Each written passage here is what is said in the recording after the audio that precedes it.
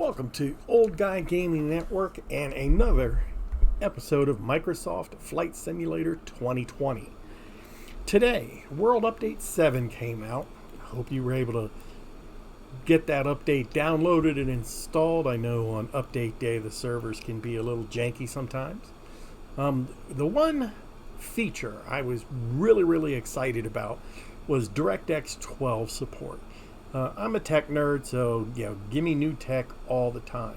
And so I was hoping that DirectX 12 was going to give a little bit of a performance boost within Microsoft Flight Simulator.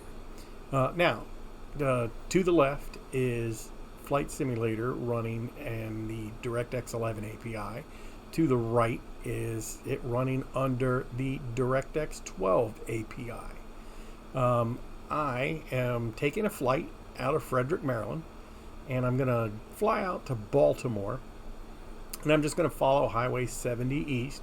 And so the reason why I chose to do this was the length of the flight and the variance of the terrain would, in my opinion, help average out, some of the highs, lows, so I could get a clearer picture on if I'm going to get a performance boost or performance hit using DirectX 12.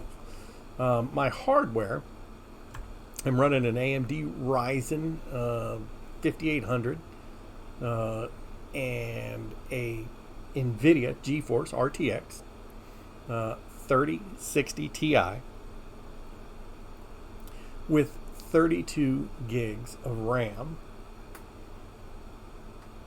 And so now, to prepare for this, I downloaded the update. I am not running the Google Map replacement tool. I wanted to keep this as default as possible. I went into the game, turned on my rolling cache, and assigned 30 gigabytes partition to it. And I created that on my second M2 drive, not the one that Microsoft Flight Simulator is installed on.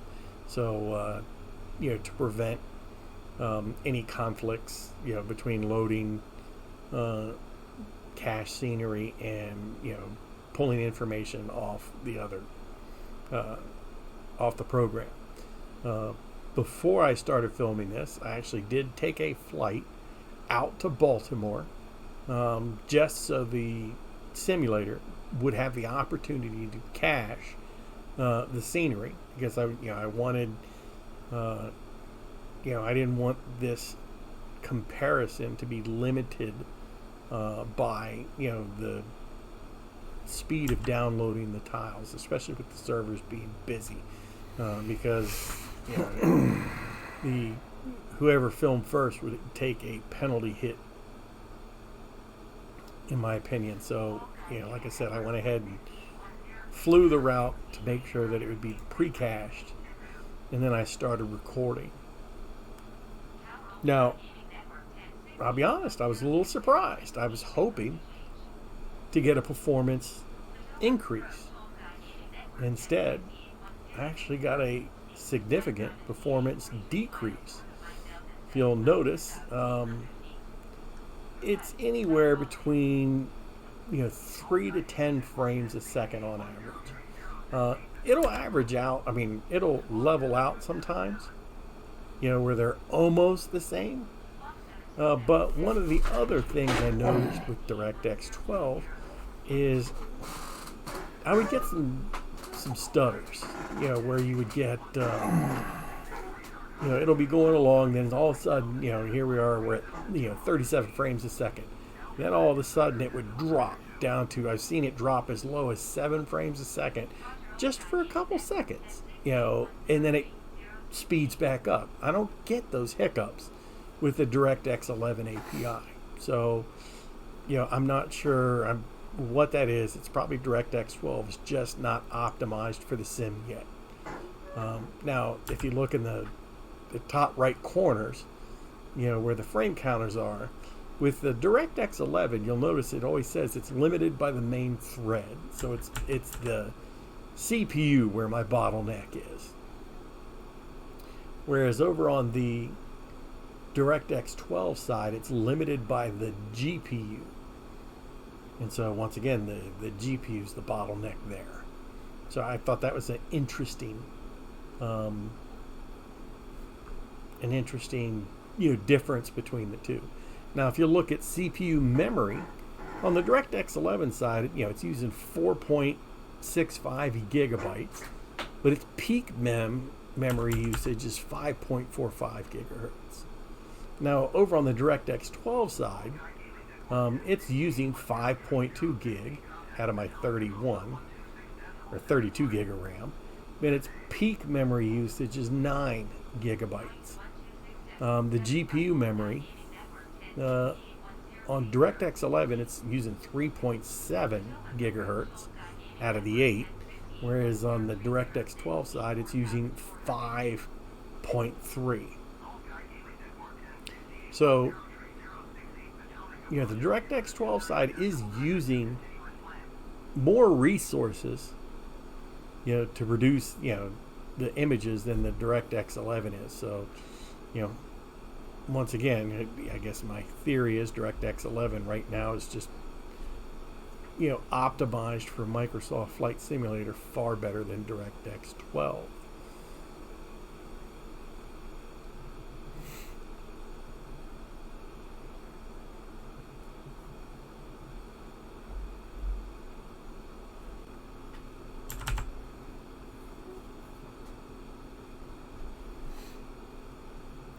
Now, I recorded this in 1440p. I was running it at a resolution of 2560 by 1440 with 100% resolution or render resolution scale, and my settings were set to ultra. Now, I did lower the terrain detail from the new 400 back to 200, which was what it was originally.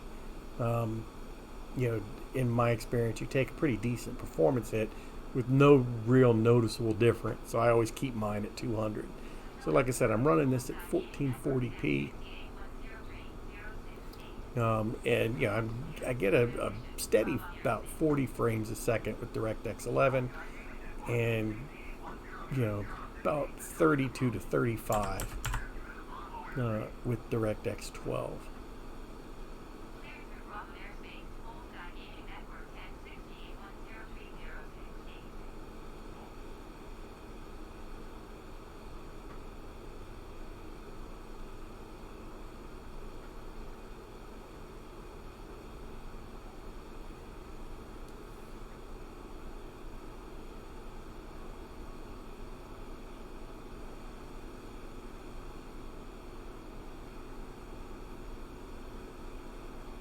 As we approach Baltimore, we still got a way to go.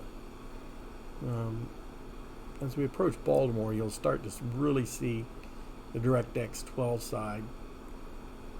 You'll see those dips, and then when we get in the city itself, where a more urban environment, there's a lot more stuff to render. Once again, you'll see a performance hit in the DirectX 12 side.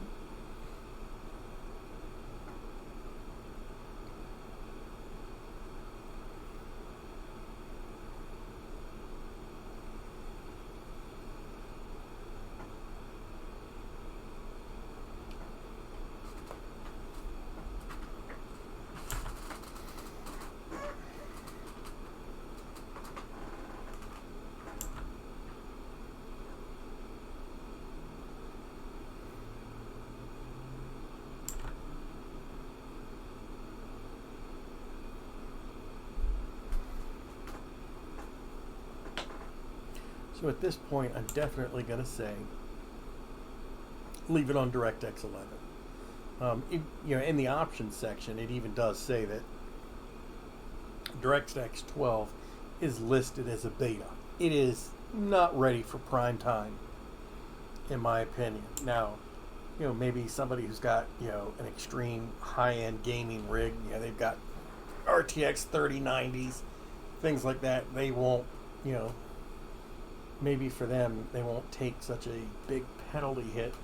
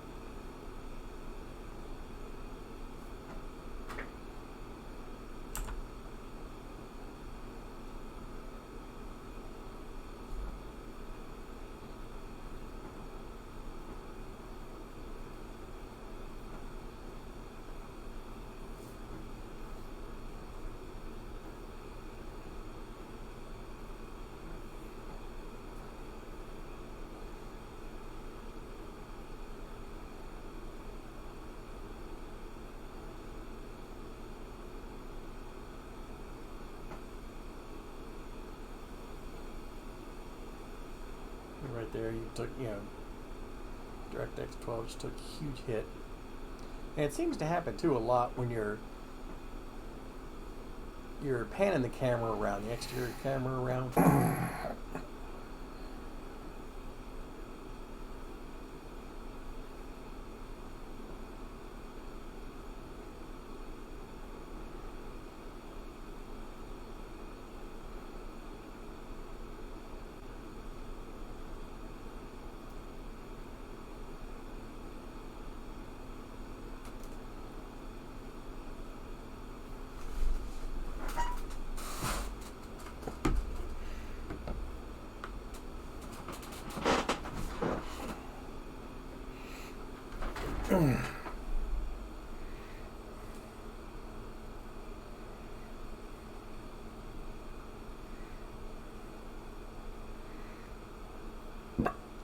Now I picked this particular plane for the flight out to Baltimore just because it had a higher cruising speed of about 135 knots,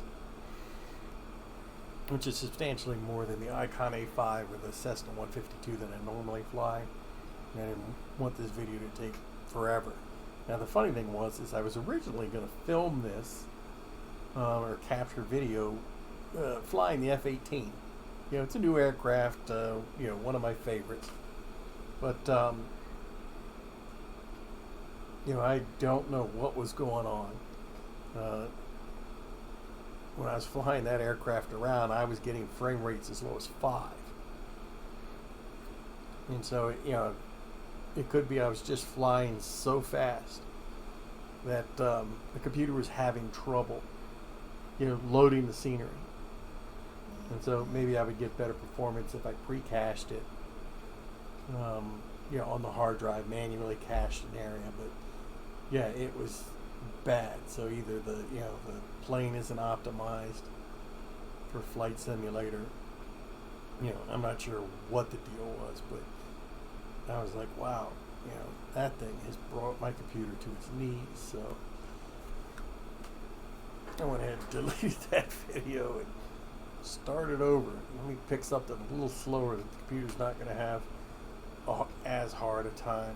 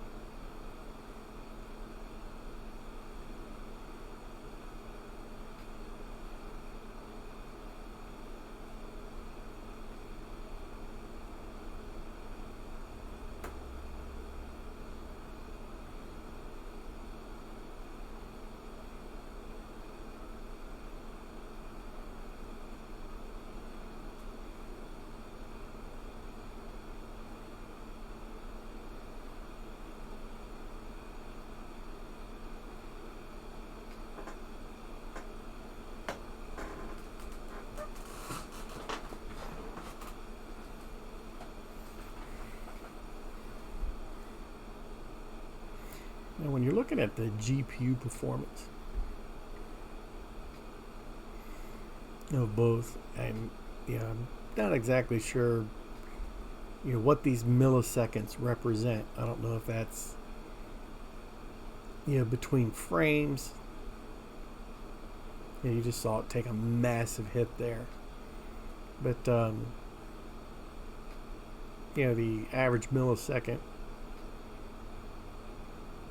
for DirectX 11 is 21.2.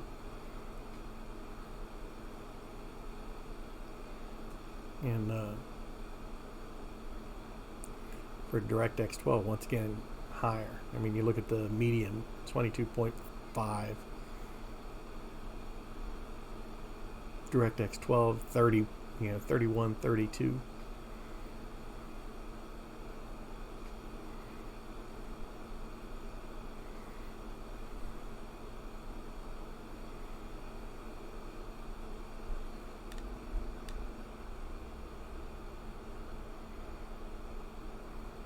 So yeah, another indicator to me that it's just not, processing data as efficiently. And hopefully they'll release patches and things like that to update it, because I actually would like to see. I've heard DirectX 12 is supposed to be a trimmer, more efficient API for processing 3D graphics, and also get things like ray tracing and things like that. So I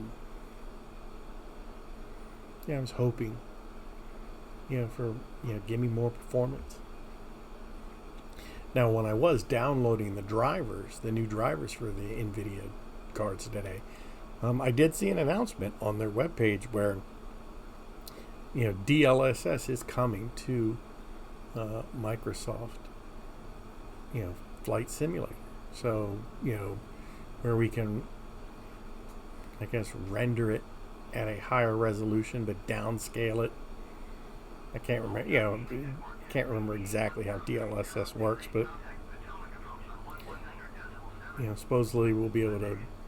That should give us some decent performance increases.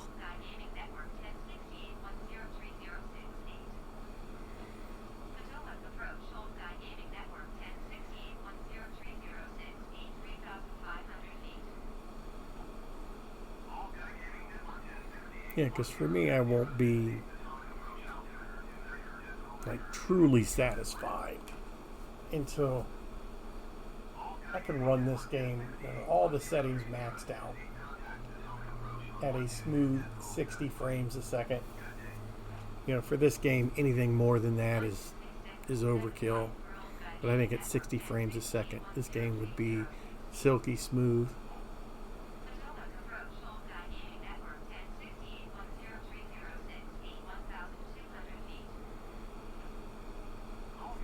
So as you can see, in the more urban environment with more things to render,